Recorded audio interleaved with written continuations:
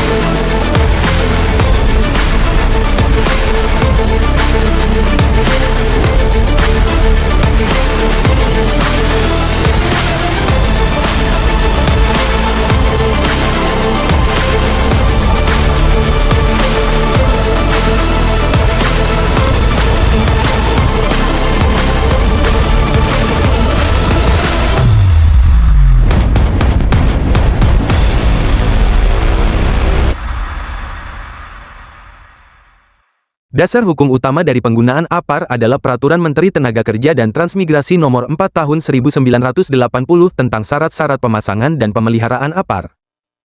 Lebih jelasnya, bisa kita lihat pada infografis berikut.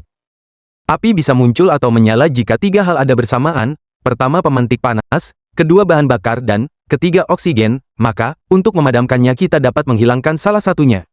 Baik, saya yang akan melanjutkan, terkait mengenal APAR. Bagian APAR meliputi tuas, handle, pin dan tali segel.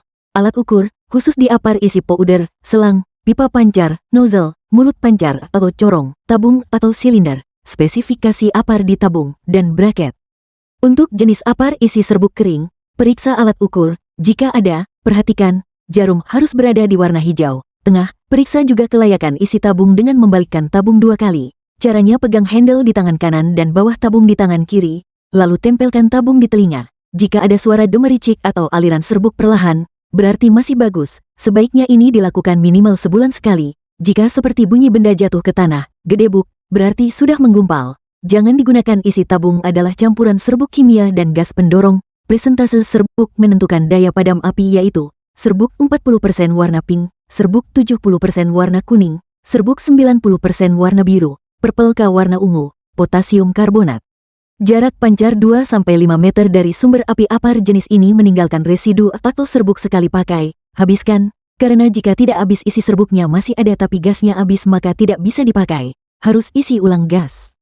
Untuk APAR jenis CO2, periksa sambungan atau derat pada selang dan corong, harus terpasang kuat, karena tekanan gas CO2 sangat kuat. Jika kendor kencangkan dahulu atau jangan dipakai saja. Jika derat atau sambungan bisa diputar pakai tangan maka jangan dipakai.